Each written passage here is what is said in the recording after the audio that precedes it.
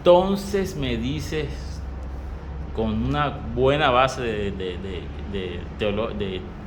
historia bien documentada, que este tema de la sexualidad y todo este alboroto que se arma al respecto es meramente un truco de poder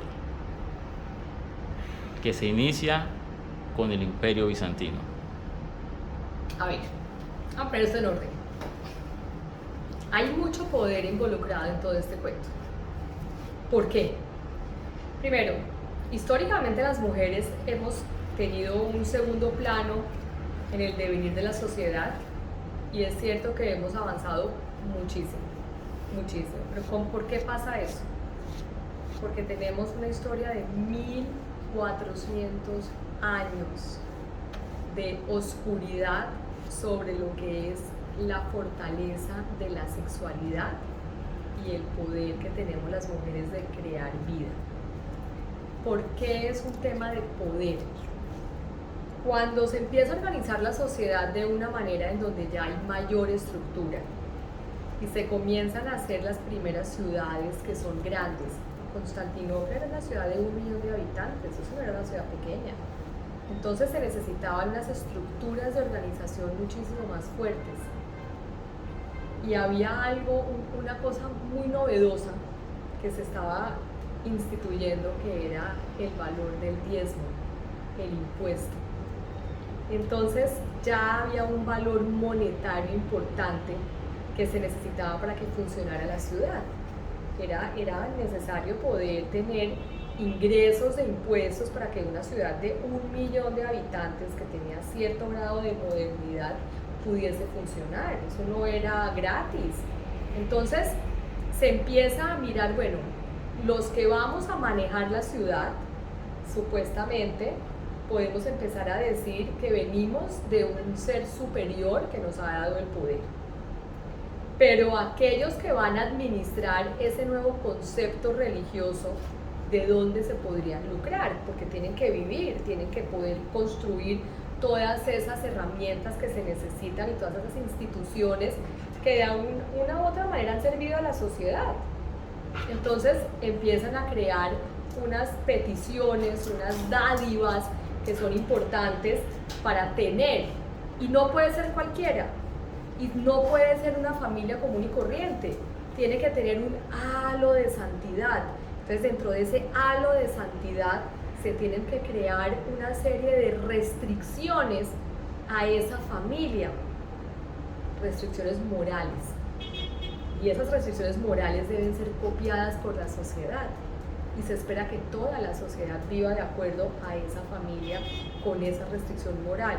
Y una restricción moral importante es: no gaste la plata en muchas concubinas, gástela en una sola, porque así le va a quedar más platica para poder invertir en crear esas instituciones.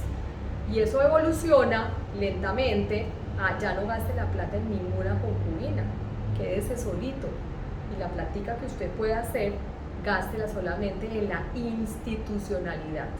Eso es para algunas religiones.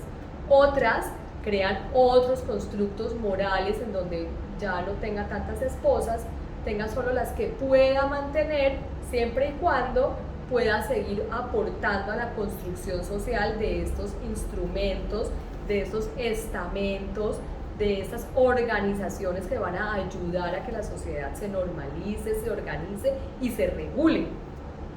Y eso es un poco lo que pasa con el tema de ese manejo de poder, y es un poco lo que sucede con la educación. La educación acaba siendo, al principio de todo el proceso de educación a las personas, una herramienta, un instrumento para formalizar el pensar, la estructura, la formación, valga la redundancia, de aquellos y solo aquellos que van a dirigir las sociedades. De aquellos y solo aquellos que van a dirigir las sociedades. Entreno solamente a los que van a dirigir la sociedad. Claro, porque esa era la urgencia. En ese momento todavía no estaba ni siquiera el concepto de derechos humanos. Sí. Entonces la urgencia era: controlemos este poco de salvajes que de otra manera están haciendo una cantidad de salvajadas, Pero entonces antes de poder controlar a los salvajes tenemos que decidir y definir qué son los salvajismos, cuáles son las salvajadas. Como sociedad nos tenemos que poner de acuerdo, los que tenemos un poco más de criterio, los herederos un poco del pensamiento ese que ha pasado de generación en generación, de libro en libro, que saben leer, que saben escribir, que saben acceder a este conocimiento, tienen que ponerse de acuerdo en cuáles son las salvajadas. Y la mujer ahí queda relegada de entrada, esa ya es solamente procrear y estar en la casa y tener familia.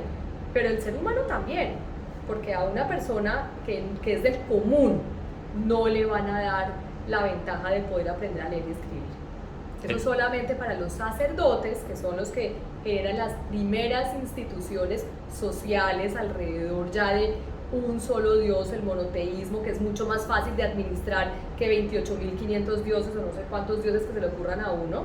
Es mucho más adaptativo, es mucho más fácil. Y a aquellos que son representantes de Dios en la tierra, que son los emperadores y luego los reyes. Para que prediquen con el ejemplo. Para que prediquen con el ejemplo, para que practiquen una sociedad organizada, en donde los otros, los comunes, todos van a mirar hacia esos seres, pero esos seres tienen una función y es la de organizar esa sociedad y organizar esas estructuras sociales que tienen que luego convertirse en estamentos sociales, pues que hoy en día son todo aquello que sostiene la sociedad, que hoy en día ya son otro tipo de reglas de juego, que han evolucionado. Podría decirse que sí han evolucionado, pero sigue sucediendo.